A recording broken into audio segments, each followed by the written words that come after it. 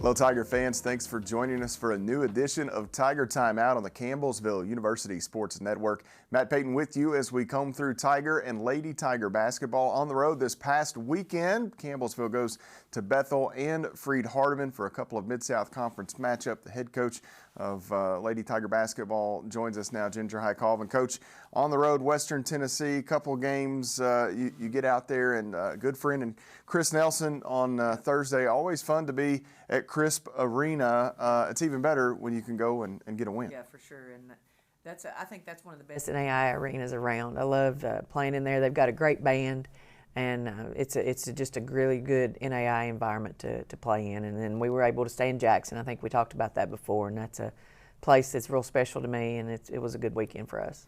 You talked about the band. There were a few times they were really pushing the envelope. Yeah, they were. On how far they could play. You'd be ready to return to play or shoot free throws, and they're still playing. The referees are turning around. But that's what a home court advantage should be at times. You want to maybe push the limits here and that's there. one thing about them is they sing too. So when they stop the music, they continue the singing.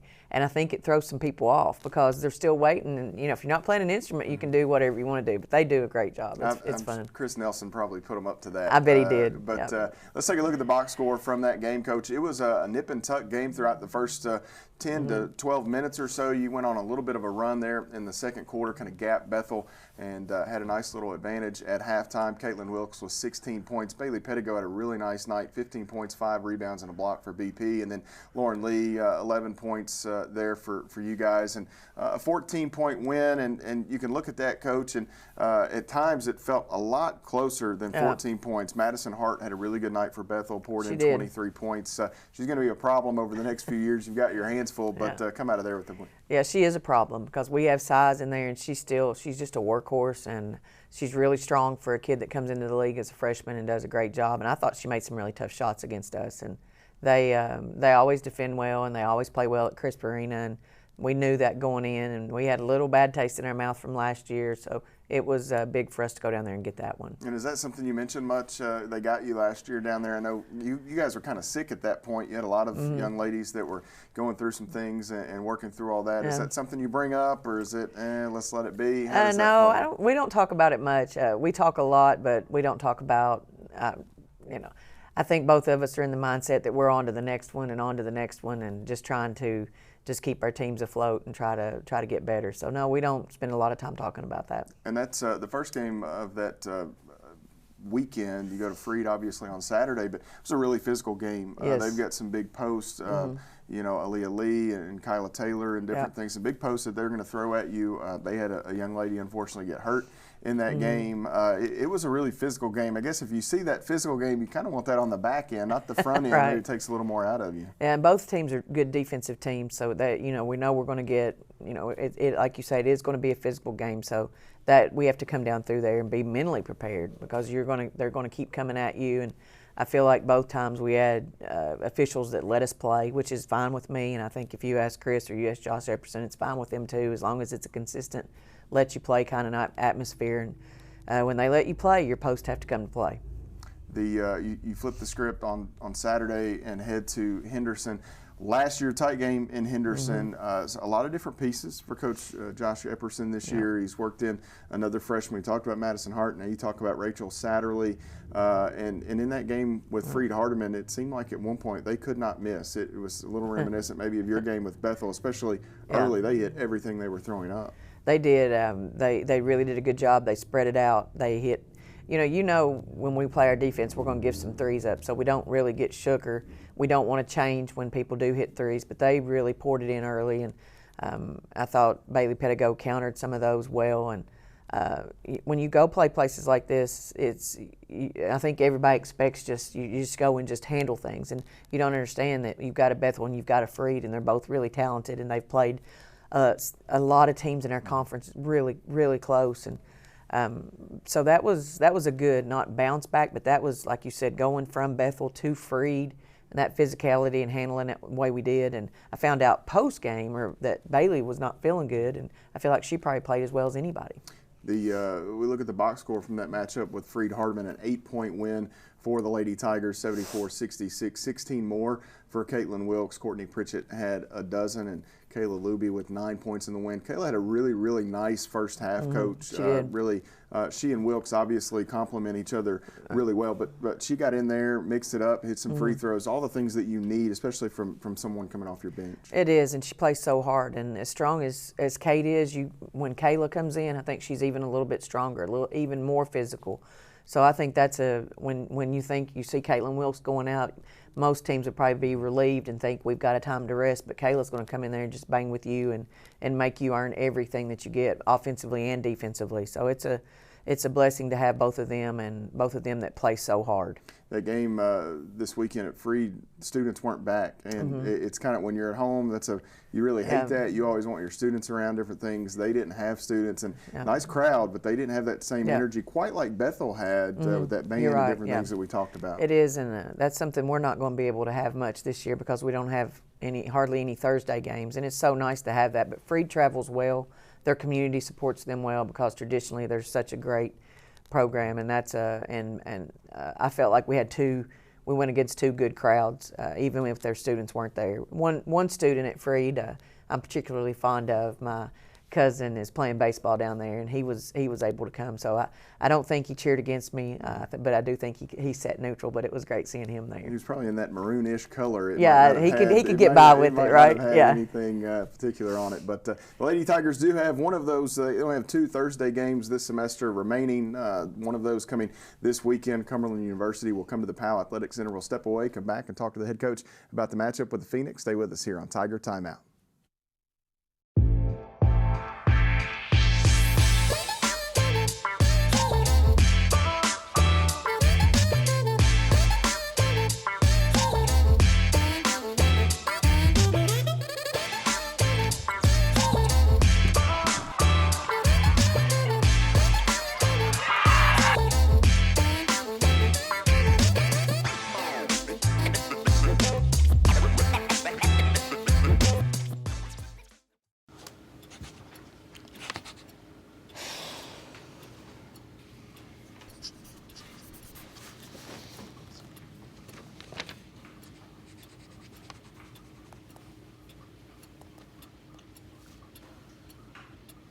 If you love them enough to relearn math so you can teach them math, then surely you'll check nhtsa.gov/the-right-seat to make sure they're correctly buckled in the back seat.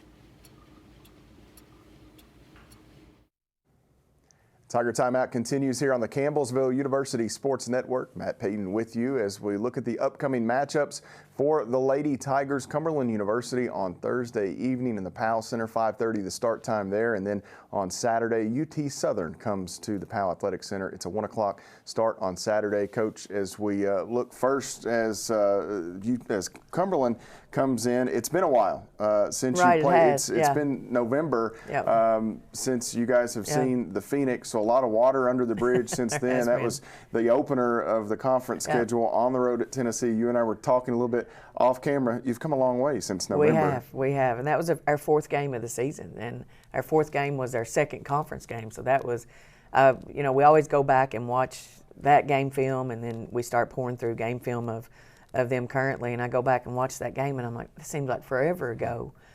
But yeah, that's a big one coming up for us on Thursday. And that was a back and forth battle early in the game. A couple of guards, Sexton and Gordon for them. Their guard play out front. They've got really good post play with Lindsey Freeman, Lena Rongos, Brittany Miller. I mean, you look at Coach Bloom's roster, and he's really got some talented pieces. And they had Thomas More down 14 their last game, so it just shows you how deep our league is and how there's so many teams coiled up and ready to strike, and you just can't go into any game thinking that they're going to be a pushover or they're just going to concede that. They're going to play hard, and one of my favorite players in the league is Freeman. I think she's just a crazy energy kid, and she at their place I think we had a 9-point lead, and she hit back-to-back threes right before the half and gave them momentum. But we've got our hands full with them, there's no doubt about it. We take a look at the numbers from this upcoming matchup with Cumberland University. Again, Thursday, 5:30 Eastern time start there is Campbellsville, 17-1 on the year. They hold the 4th ranking in the latest poll, averaging just under 84 points a game and 50% from the field. The Phoenix at 10-8, 6 points per basketball game. And Coach, the Mid-South Conference is really tough. As a Cumberland team, you mentioned they had Thomas More down, capable of beating anyone on any given night, and they're down there just fighting to maybe host right now, host a play-in game. You talk about Pikeville and Cumberland and Georgetown and Freed-Hardeman. Goodness gracious, I mean, that's not even counting you and Thomas More. It is nuts, and getting a win in this league is really hard to come by. It's really hard, and we had our ARC call yesterday, and that's a nationwide call, and we talk about each ARC. It's 4 conferences that are in our ARC.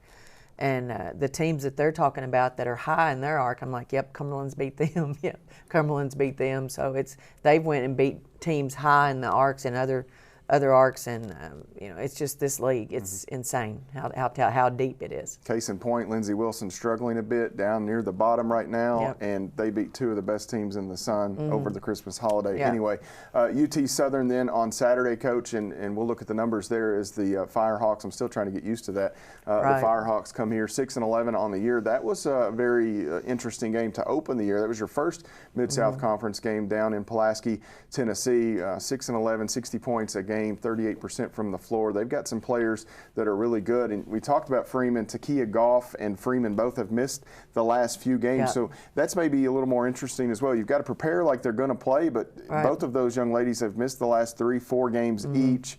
Who knows if you'll see them, but you certainly have to take it as you will. And there's no injury reserve list. We have no explanation for things. It's just hearsay or whoever they were against. But that's 2 key pieces, Freeman for Cumberland's and Goff for Tennessee Southern. I do think both have the capability of coming back and playing some. At least that's what I've heard. And so, like you said, we do prepare for them, just like they're going to be on the floor. And that's a Firehawks team that you look at Coach Evans and what he's replacing a lot from last year with Faye Sherrow and Samantha Walker and those types of kids. So they're trying to kind of figure it out on the fly still, but certainly dynamic. They are. They're athletic. They're long. And Coach Evans always does a great job with his kids. They love him. They play hard for him.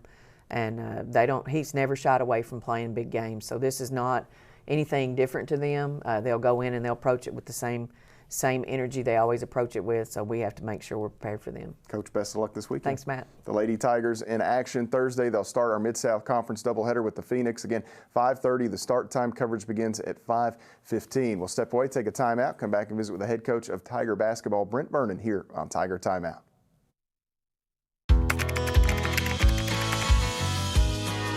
How you doing? Hey, Mason. Hey, Mason.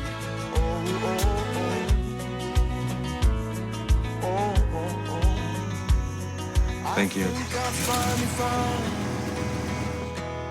A place to make my own. A place that I call home. This place that I call home.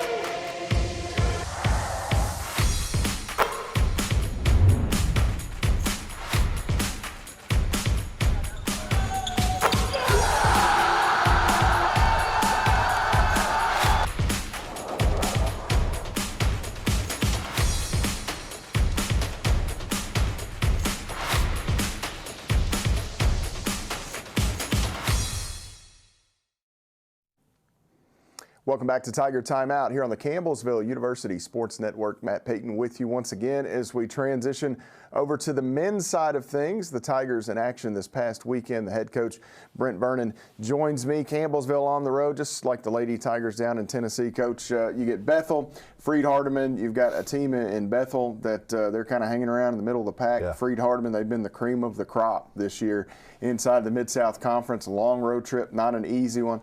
Tough one as we start with Bethel on Thursday night right there. It was. Bethel's playing with a lot of confidence right now, and they're a hard team to guard in transition. We played really well for a long period of time. A lot of guys stepped up and made some shots. Defensively, rebounding, we were okay. They just made a few tougher shots down the stretch. It was basically one possession game in the last couple minutes, and you got to give a few credit, man. Gadsden and the lefty for him on the wing, a tough fadeaway jumper. They really just made 2 hard shots in the last 45 seconds. And we got a good look late, but just couldn't capitalize. And like I said, you got to give Coach Britt and them credit, playing with a lot of confidence right now. And again, one possessions. Unfortunately, we've been on the wrong end of a lot of those close games this year, and we're still fighting and trying to figure out what we got to do to make sure we get over the top. Yeah, back and forth affair in McKenzie, Tennessee between Campbellsville and Bethel as we take a look at the numbers there. Campbellsville falls by 3 points, 82-79, as Coach mentioned there. Quarian Gatson hit that game winner, an and one the final seconds. Malik Muhammad had a big performance, 21 points for Campbellsville. Jace Wallace had 20. Keyston Brown finishes with 14 points. And Coach, you haven't shot the three really well this year. Jace has started to find it a little bit offensively. It looked like maybe there was a minute or two that you guys were going to run out of time and not have enough. Jace hits a couple of big three-pointers. One of them really difficult, a difficult shot late, I think in the shot clock, kind of heaves one up, gets it to fall, and really gave you guys a chance there down the stretch. It does, I'm going to say, and it did for us. You know, midway through that second half, we took an 8-point lead on good defense and execution. Had some subs because of fatigue, and we sort of lost the lead, so got right back, and that's where the game was back and forth. Then they took a lead. You know, Jace makes a three to cut it to three, a stop, and then makes one as the shot clock's winding down. As you said, a very, very tough shot. But we had really good looks the entire night. You know, Keyston Brown jumped up and made some shots, and you really look at those two whenever you're sitting there in game and watching film. You can sense a little more confidence building in their shooting. There's just been a whole lot of added pressure on them throughout the year, and you know, Jace has been thrown into a role of having to handle the ball a lot more than what we would like for him to do because of injuries and stuff like that. And they've done a really good job of handling and maintaining the way we need them to. Hopefully that confidence will continue to build and lead into some more shots going in. And those guys, they're playing hard. I mean, look over at one point, and they're, you know, Jace is kind of, it's late in the game. He wasn't really wanting to come out or going to take himself out, but he was struggling a little bit. He was wore out, exhausted. He was, and you know, whenever we made that first sub, about 5-6 minutes in, you know, we subbed 4 different guys at one time, and it was the effort that was the reason. The fatigue was setting in. I actually had a sub for Keyston at the time, and Jay sort of looked over and said, "Coach, I got to have one." So with that happened a few times, and that's what we preach about, guys. You have to play until you have no more left in the tank. Tell me, we'll get you out and get you back in. So they're really doing a nice job. You know, one of the biggest stats for us, rebounding, and to me it's all about hustle and heart. Bethel got us really good at home on the glass, and we out-rebounded them, held them to 3 offensive rebounds. We also took 7 charges in that game, which is something that right there to me speaks volume of a team hanging in there and trying to do everything right. Yeah, certainly paying attention to the detail there as we flip the script over to the matchup with Freed-Hardeman on Saturday. We'll take a look at the numbers there. That game really boiled down to the first 20 minutes. Campbellsville gets beat 77-55. Zach Travis, 12 points. Jace Wallace had 11 more, and 8 for Chandler Clements, who a little more aggressive there on Saturday. We talked about that. That's the Chandler Clements that you need to see. And Coach, that first 20 minutes, Freed jumped out, and that's a really good Freed-Hardeman team. They lost Cortland Martin, Wanye King, some other guys. I don't know if I want to say they're better, but they switch everything. They can shoot it. That's a really good ball club Coach Stutz has. Yeah, no, I think they are better, and it's hard to imagine, but I think they relied so much on Cortland Martin that he was so ball dominant, and that's not obviously a bad thing, but they're sharing the ball a lot better now, have a few more options, running 8 and 9 guys in. Normally when they sub, it's never 1 at a time, it's 3 and 4 at a time. So they've done a really good job. They're also very unconventional from the defensive standpoint. They really side the ball and basically make it a 3-on-5 half-court game, because once they get it on a side, it becomes very restricted. So it's something that they do a very good job in, and not a lot of teams have figured out the best way to score against them. First half we struggled, bottom line, and our attention to detail, as we talked just a minute ago, wasn't as good as it was against Bethel. We did not do the things that we pointed out in our scouting report as well as we did against Bethel, and that's the reason we fell down the way we did. I give our guys a lot of credit. Second half we came out, we won the half, and it wasn't like Freed had subbed down. They were in the whole game.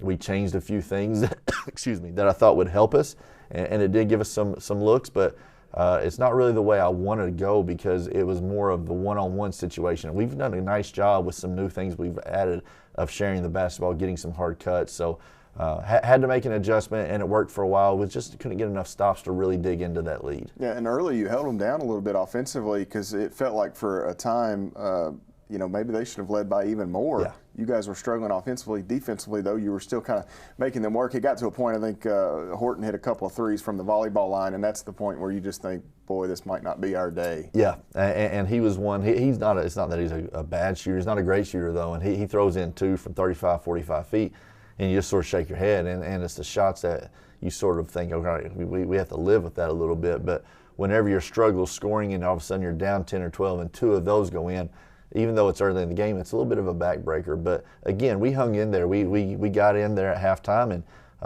we tried to figure out some things. I know we got to 17, which doesn't sound like a lot, but whenever you were struggling the way we were, that was something that was good for us. And we left there not with confidence of how we finished, but we didn't give in, and we battled a top 10 team in the nation. Really good for the last 20 minutes. Campbellsville back at home this week. They'll have Cumberland University on Thursday. We'll step away, come back, and talk about the matchups with the Phoenix and also UT Southern, the Firehawks, on Saturday. Stay with us on Tiger Timeout.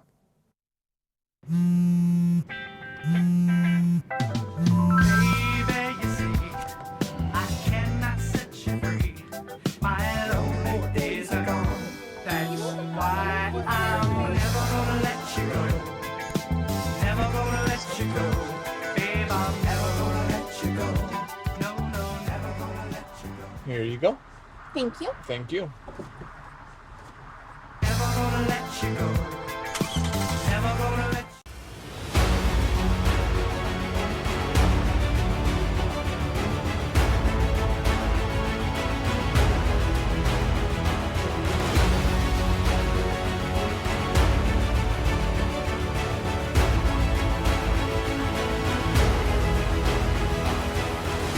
We are champions of character.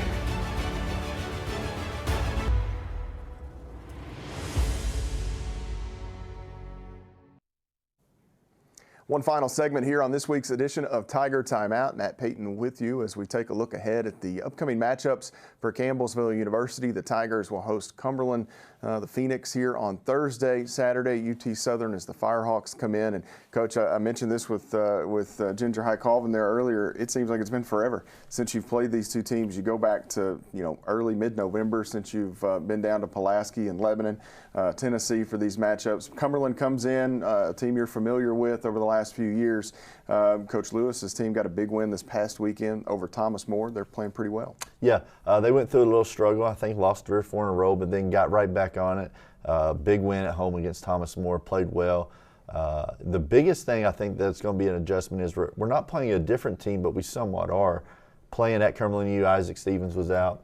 They've added 2 other midseason transfers, actually 1 midseason transfer, another one who is now healthy and eligible for the second semester. But you can tell his rotation's changing a little bit.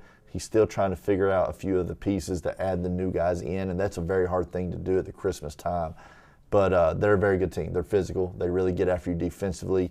Offensively, a lot of one-on-one offensive rebounding. So we've got to really guard the basketball. We got to be able to keep them off the glass, and we got to slow down Stevens down low.